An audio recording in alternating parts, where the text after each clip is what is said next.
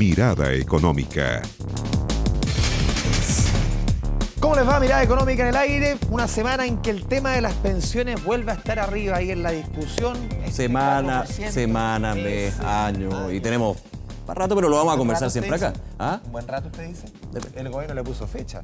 Que el 1 de enero tenía que estar vigente. Por lo menos tenemos todo el segundo semestre. Y más. Al infinito y más allá, como dice. Vos la guía. Muy bien. Se puso romántico ya. Oiga. Partamos, mira. Sí. Vamos a ir con un entrevistado con el gerente general de la Asociación de AFP, Fernando Larraín, pero antes, en este año de incertidumbre, en este año en que hemos visto que las economías en el mundo, la economía chilena está con un ritmo zigzagueante, siempre cuando la economía en el planeta se empieza a mover, hay un refugio que no falla. Un refugio que muy pocos tienen, pero que a través de los mercados financieros igual, no físicamente, pero sí pero pueden está estar presente pensando en la vida de algunos y no lo vemos, por ejemplo, en esta cosita. ¿El tuyo es de oro? No, el mío no. Ya. Sí, el mío también, sí. El refugio del oro. El activo refugio. Sí, está en su precio más alto en los últimos 6 años. ¿Cómo se mueve el mercado del oro en nuestro país? Eso se está traduciendo en mayor movimiento, por ejemplo, en estas casas donde se compra y se vende oro. Veamos la nota de José Ignacio Atenas y después volvemos aquí a Mirada Económica con el tema de las pensiones.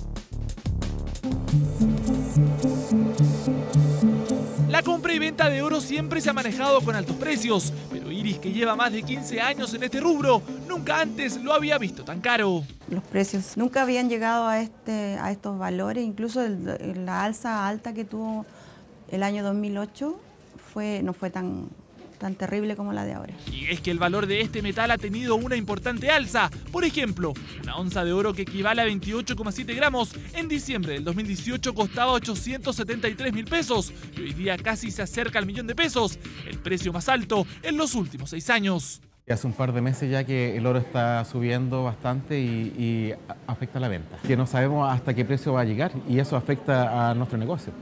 Entonces, si es que sigue subiendo, la venta baja. En lo que va de junio, el oro ha subido 9,5% y en tan solo una semana su precio aumentó $100. Pero esta alza también tiene beneficios. Ante la inestabilidad económica, este metal se convierte en un llamado activo refugio, ya que nunca pierde drásticamente su precio. Un hecho que Alejandra nos cuenta favorece a quienes quieren conservar el valor de sus pertenencias. Lo compran como inversión. Vienen otro tipo de gente, me dicen, no, ¿sabe que quiero comprar una pulserita, un anillito para irlo guardando? Porque como el oro también va subiendo, lo compran, por ejemplo, ahora y ellos dicen, según ellos, lo quieren vender en noviembre porque son un poquito más. Cuidado que toman los inversionistas ante escenarios inestables. Y es que el oro también toma protagonismo como alternativa para no perder el valor de los bienes. Es por eso que muchas personas utilizan esta opción de guardar sus pertenencias de oro. Y la Tía Rica es uno de los lugares al que ya algunos se han acercado. Ofrecemos el resguardo de las prendas en oro a las personas que quieran así hacerlo y guardar su oro en nuestras dependencias que son muy seguras y estables para las personas que quieran así hacerlo. Es el presente del metal más caro del mundo que ante la inestabilidad económica internacional toma cada día más valor. Un mercado zigzagueante, lo decía Andrés Vial, y una discusión también que ha sido de hartos vaivenes. Hablamos de la reforma previsional, proyecto que está en el Congreso, proyecto que tiene protocolos, quizás no protocolo, va de acuerdo, el protocolo va por la reforma tributaria, pero que también, de hecho, el presidente Piñera en su gira presidencial llamó a encontrar consensos para destrabar esta reforma que ya le empiezan a poner fecha, ojo, ya para el próximo año, enero. Vamos a estar conversando de este tema, de lo que influye también la discusión que se ha dado junto al gerente general de la Asociación de AFP, Fernando Larraín. Fernando, gracias por acompañarnos, bienvenido. Muchas gracias por la invitación. Hola Nicolás, hola Andrés. Fernando, a ver, estaba revisando los números de rentabilidad este año, tan buenos, tan muy buenos este año. ¿Cómo se entiende, para que la gente un poquito también hacemos acá, antes de ir a la discusión de la reforma de pensiones, hacer un poquito de educación financiera, previsional, que un año que la economía está creciendo bien lento, 1,6% el primer trimestre, si sumamos los primeros 4 meses, 1,8%. El promedio prácticamente de la rentabilidad está entre el 8 y el 9% de los 5 multifondos. Y el año pasado, que la economía creció a un 4%, a los multifondos les fue tan mal. ¿Por qué se da esa dicotomía? Uno debería pensar que a los fondos le va bien cuando la economía le va bien. O sea, tienen alguna relación. Lo que pasa es que la cartera de inversiones en donde están invertidos los fondos de los trabajadores están diversificados en distintos medios. Entonces, cuando las administradoras anticipan ciertos riesgos, se protegen con algunos activos, por ejemplo, en marcos de renta fija. Y por eso que principalmente al fondo C o al fondo D les ha ido mejor que a los otros fondos este año. Entonces, uno de los activos que tiene el sistema previsional y uno de los activos de las administradoras de fondos de pensión ha sido poderle entregar buena rentabilidad al sistema. Y en ese marco uno mira hoy día, por la composición de los activos, que se protegen en ciertos activos con más o menos riesgo. Efectivamente, porque tú tienes la posibilidad de poder cambiarte de fondos y no quedarte siempre en el mismo, desde las AFP. Entonces, con la incertidumbre se cubren en activos extranjeros, por ejemplo, con menores niveles de rentabilidad y así no están solamente invertidos en un lugar. Sería un problema, por ejemplo, que los fondos de pensiones solo invirtieran en Chile. Si cae la bolsa, entonces caerían los fondos rápidamente. El hecho de poder diversificar los fondos te permite hacer vaivenes a la economía, lo que no significa que siempre van a quedar cubiertos. Ahora, y quiero llegar a ese punto también. Uno diría, si efectivamente tenemos la situación económica internacional muy cambiante con la guerra comercial, aquí muy lento, refugiarme en los más seguros, los más conservadores, en este caso el C, el D y el E y más D y el E, a uno le podría decir y justificar, entonces si yo estoy en el fondo A, fondo B, con una edad, no sé, 30, 35 años, debería irme al E. Desde la asociación han sido bien enfáticos en decir, cuidado, porque donde está usted en términos de fondo, tiene que ver cuánto tiempo le va a quedar trabajando, no tanto hacer la ganancia o la pérdida mes a mes. Efectivamente, cuando uno mira todos los estudios que hay estudios de la Superintendencia de Pensiones que muestran esto, las personas que han querido ganarle al mercado, es decir, cambiarse del fondo A al B o del B al E, en general no le han ganado al mercado. ¿Qué fondo estás tú? Porque es muy difícil. Yo tengo diversificación, tengo mi cuenta de APB en un fondo y tengo mi cuenta obligatoria en otro fondo. Y hoy día, yo personalmente, ¿Pero de acuerdo a tu edad? Dado no? mi edad, ¿Ya? los tengo en los fondos de mayores niveles de riesgo y no los estoy cambiando permanentemente porque estos son fondos de largo plazo. Por lo tanto, uno tiene que mirar la estructura en el largo plazo y no estar haciendo los cambios permanentemente. Y como yo no tengo una bola de cristal y creo que nadie tiene una bola de cristal para predecir el futuro, acá lo que uno tiene que mirar es en el largo plazo y mantener los fondos el mayor tiempo posible. O sea, hay un tema aquí, el tema de edad, la aversión al riesgo también. Hay un tema de edad, hay un tema de aversión al riesgo. Uno entiende que hay gente que no le gusta el riesgo y no quiere correr riesgos. Para que la gente entienda que venimos de un año malo, este año muy bueno. Efectivamente. En el fondo, esto hay que mirarlo un poquito más a largo, más allá de que nos guste o no el sistema. Claro. O sea, si uno mira, por ejemplo, el año 2017, hubo una rentabilidad extraordinaria en el fondo A, después del 2018 no hubo una rentabilidad buena y ahora estamos en rentabilidad buena de nuevo. Estos fondos hay que mirarlos en el largo plazo, no con rentabilidades mensuales, sino que con un horizonte de pensión que es un horizonte de largo plazo. Por lo tanto, el llamado acá es que primero es que nadie tiene una bola de cristal para predecir el futuro, por lo tanto, los llamados de personas que incitan a cambiar, la verdad es que en general muestran que no le ganan al mercado y no les va mejor que a la AFP, así que hay que tener cuidado con eso. Ahora, donde no hay bola de cristal también es en la discusión de la reforma previsional. Y ustedes han sido bien críticos del último punto. Tiene varios puntos la reforma previsional. De hecho, en el programa hemos tratado de abarcar la mayoría, pero evidentemente el más polémico, el que ha llegado a acuerdo entre la democracia cristiana, el gobierno, la oposición criticando, es justamente el 4% adicional. Ya quedó claro con las indicaciones ingresadas al Congreso que las AFP no van a poder administrar el 4%. Sí va a haber un plazo de alrededor de 6 meses, un año, donde, mientras se vaya haciendo la licitación de gestores de inversión, estarían en la administración. Pero ha generado ciertas críticas de parte de la asociación justamente el excluir per se a las administradoras. Sí, yo creo que aquí hay varios puntos que uno puede hacer. El primero es que estamos entrampados en una discusión de quién administra cuando esa discusión no está en el eje principal de una reforma que debiera ser cómo discutimos de las pensiones.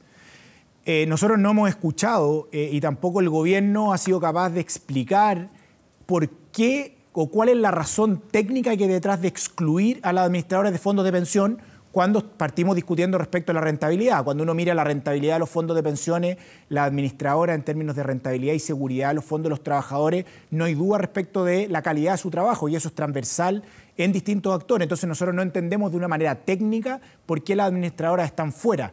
Es más, están solamente fuera de la administración de inversiones, porque le piden a las AFPs que administremos las cuentas. Es decir, en una analogía de la televisión, es como que a TVN le pidieran que utilice sus antenas, sus cámaras y que otro actor haga televisión y el día de mañana ese actor tiene un problema y al que le van a ir a reclamar es a TVN. Entonces, no se entiende muy bien por qué hay una parte que piden y otra que no piden. De hecho, las AFP van a ser agentes recaudadores de este 4% adicional. Efectivamente. En régimen, digamos, la ley. Claro, exactamente. Fernando, hace bien en la discusión la frase que dijo Andrés Santa Cruz, esto del Pepito paga doble, que un proyecto de ley sea asimilado con un juego que es una estafa?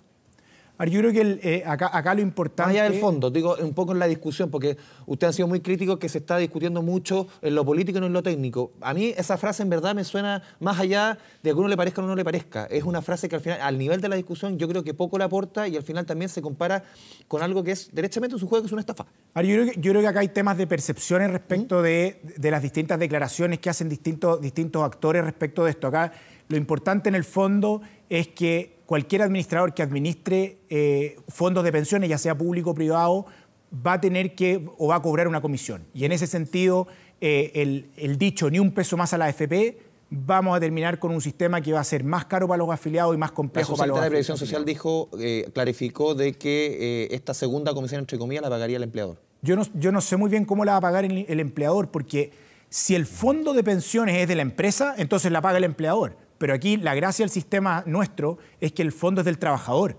Por lo tanto, el fondo... Y la comisión la paga el trabajador. Y la comisión la va a terminar pagando el trabajador. Ahora, entonces yo no entiendo muy bien en qué momento no la va a pagar el trabajador. Uno podría pensar, y la forma quizás más lógica dentro de eso y viendo cómo se va desarrollando la discusión, es que del 4% un margen, pequeño pero margen al fin y al cabo, sea justamente para pagar la comisión. Claro, pero como la comisión va a ser sobre el saldo acumulado, porque va a ser sobre el saldo, eso es respecto de la cuenta del trabajador. Entonces me parece raro que el empleador pague. Ahora, aún fuera eso, que me gustaría que lo pudieran clarificar, en el caso de los trabajadores por cuenta propia, de los emprendedores, del más del 30% de las personas que transitan el mercado formal y informal, van a tener que pagar las propias personas una doble comisión, y eso va a ser así. Fernando, dentro de esta discusión, lo comentaba el Nico, lo has comentado tú, ¿qué rol, de acuerdo a las AFP, qué rol debería tener al final el Estado, de acuerdo a ustedes?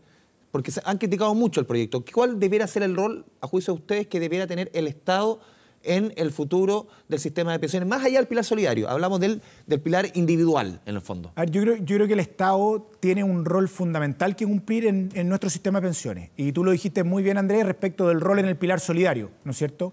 Pero uno de los problemas que nosotros tenemos, por ejemplo, en el pilar contributivo, es que hay muchas empresas y corporaciones municipales que declaran y no le pagan las cotizaciones a sus trabajadores. Uno esperaría que el Ministerio del Trabajo y la Dirección del Trabajo cumplieran un rol muy fuerte respecto de los espacios de que eso no se permita. Pero no es la administración.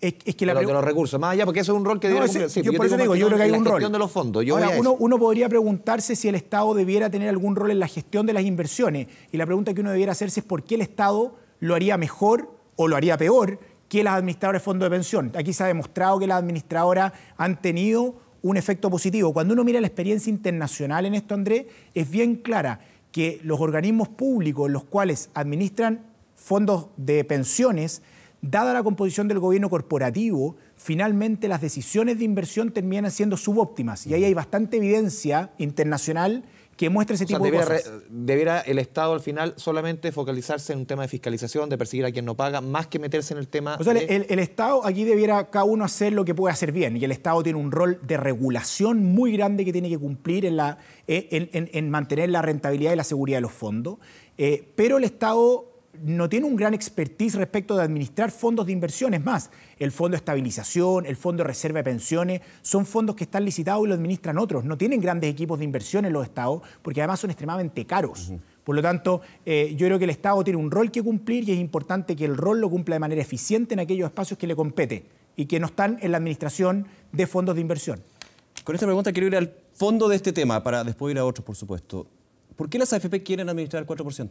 Yo creo que nadie se ha hecho esa pregunta. ¿Por qué insistir cuando desde el gobierno ya se excluye, desde la oposición no se quiere, donde el lema no más pesos a la AFP, de alguna manera ya más allá del lema que puede ser criticado o no, acogido o no, está dentro de indicaciones donde ya están excluidos? ¿Por qué insistir en administrar el 4% cuando diría ya tienen el 10%? Ahora, hay un par de razones. La primera es porque cuando uno mira el sistema desde la perspectiva de los afiliados, uno se dice por qué los afiliados van a tener que pagar una doble comisión y por qué los afiliados pueden eventualmente verse expuestos no a la libertad de elegir quién maneja su fondo e incluso a poder tener espacios con rentabilidad más baja. Eventualmente puede ser más alta, pero también puede ser más baja. Entonces, nosotros hemos mantenido, para lo que fuimos creadas las administradoras de fondos de pensión, que es para generar rentabilidad y seguridad de los fondos, cuando uno mira el historial de esto, las administradoras de fondos de pensión lo han hecho bien. Pero ¿por qué un banco, por ejemplo, que una de las posibilidades no podría llegar al mismo nivel o más de rentabilidad? Podría llegar, pero aquí tenemos un problema grande con los bancos. ¿Cuál es el problema grande con los bancos? Que los bancos son industrias de crédito. Por lo tanto, el riesgo que entra en los bancos es un riesgo en el cual, como nosotros preferimos consumo presente, nos van a dar un crédito barato a costa de un ahorro obligatorio en comisión extremadamente alta. Entonces van a haber conflictos de interés y un conflicto en la inversión que es extremadamente alto. O sea, hay un ejemplo muy claro. Imagínate un banco que compre un bono y a ese bono le va muy bien. ¿Quién finalmente va a financiar ese bono? ¿El banco o el fondo de los trabajadores? Y finalmente, si es al revés... Pero actualmente las AFP invierten en empresas y tienen directorios, de hecho. Sí, pues efectivamente. O sea, efectivamente. La inversión que se está haciendo en empresas son también propiedad de las AFP. Sí, pero el deber fiduciario que tienen las administradoras de fondos de pensión en el momento que son giro único y solo están destinadas y creadas a mantener la seguridad y rentabilidad de los fondos, eso protege el fondo de los trabajadores y no hay duplicidad respecto de cosas. Ahora, si un banco quisiera tener una AFP, que forme una AFP. Y eso es libre y puede hacerlo en el momento que quiera, con la lógica del giro único, sin compartir sucursales, sin mezclar créditos de consumo con fondos de pensión de largo plazo y así un sinnúmero de otros potenciales conflictos de interés que tiene el ingreso de la industria de la banca a los fondos de pensiones. Fernando, han dicho los expertos que si uno ve un poquito, siempre las leyes o los proyectos tienen ciertas fisuras. Uno puede interpretar ciertas cuestiones que perfectamente las AFP podrían entrar y administrar dentro del proyecto que presenta el gobierno porque si uno ve ciertas cuestiones legales, resquicios, como se le quiera denominar, podrían, por ejemplo, levantar administradoras para poder manejar estos dineros. Sí, o sea, efectivamente el proyecto... No es necesario, o sea, el proyecto es claro hacerlo. de quienes ingresan, pero no es tan claro de quienes no pueden ingresar. Claro. Y en el momento que no aparece la administradora se entiende que no podemos. Y cuando uno mira la norma en detalle, efectivamente está todo hecho para que las administradoras de fondos de pensión como están no participen. Ahora, como bien tú dices, efectivamente pueden haber resquicios y espacios en los cuales esto se dé. Yo creo que eso hoy día no está en la discusión y lo que uno tiene que velar porque esto sea lo más transparente posible y lo más simple para los afiliados y no buscar enredos ni ninguna otra cosa rara, sino que simplicidad ante todo y no doble costo respecto de los trabajadores. Vamos a hacer una pausa en Mirada Económica, regresamos de inmediato, seguimos conversando de la discusión sobre la reforma de pensiones en el programa.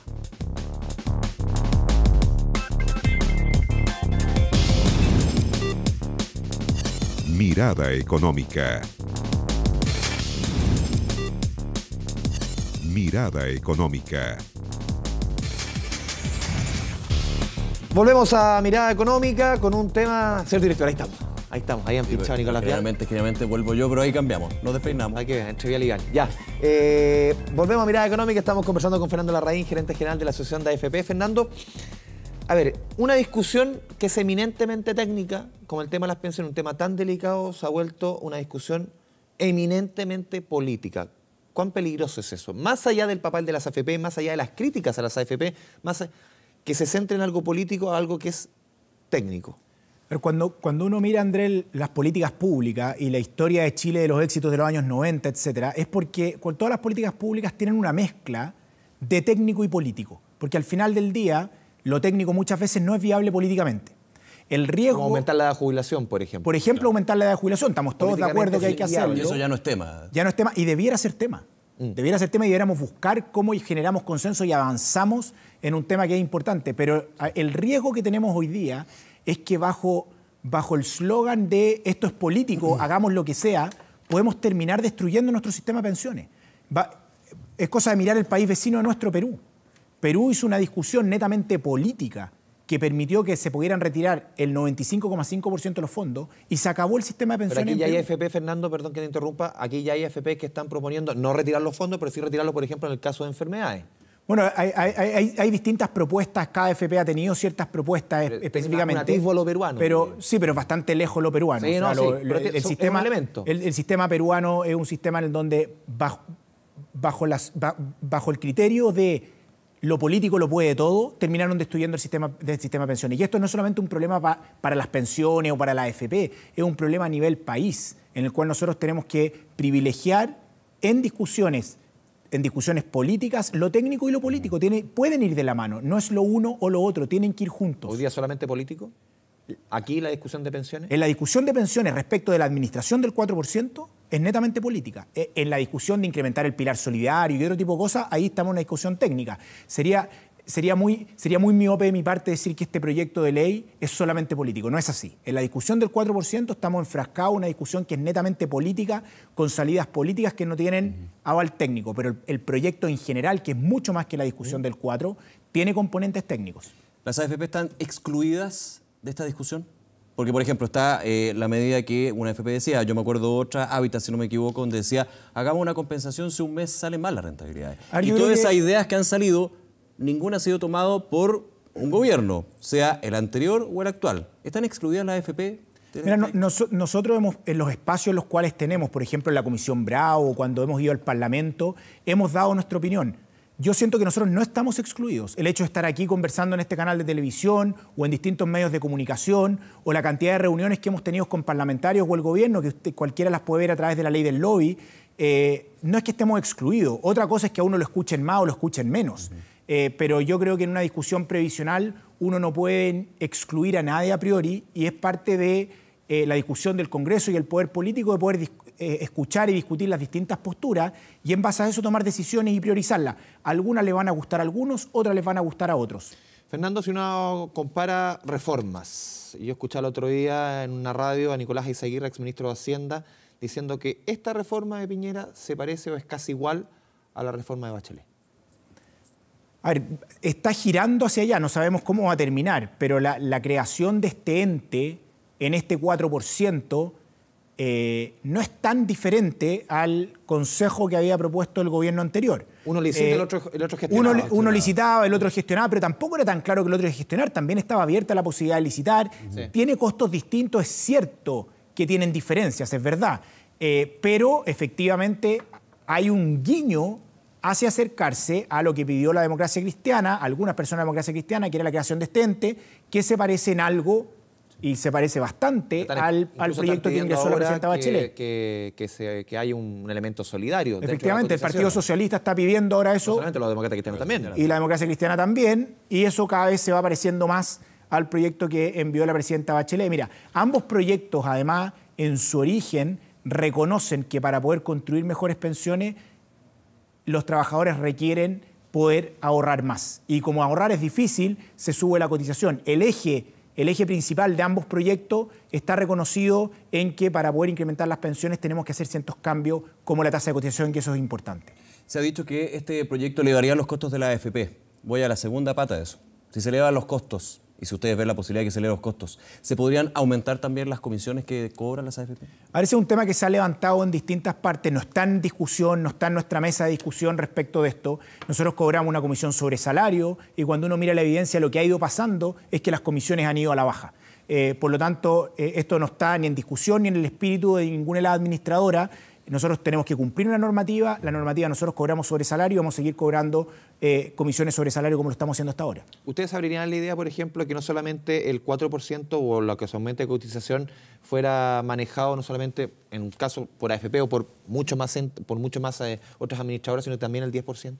Que todo, el 14, 15, 16, 18, 20 que nos lleguen alguna vez a descontar, porque esto va a aumentar, a uno le guste o no, alguna vez lo administren no solamente las AFP. Bueno, nosotros siempre hemos dicho que la competencia es bienvenida y cualquier institución hoy día puede crear una AFP.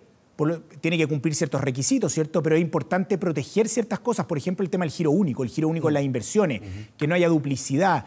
Y por lo tanto, si cualquier actor puede entrar y participar respecto de administrar fondos de pensiones, bienvenido, que lo hagan y no hay ningún problema hacerlo. Y nosotros no somos nadie para restringir el acceso respecto de la administración de fondos de pensiones de los trabajadores.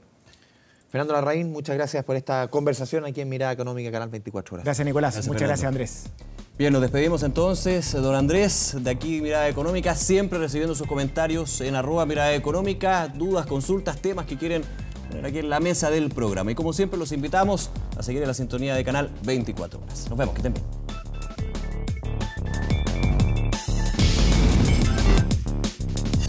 Mirada Económica.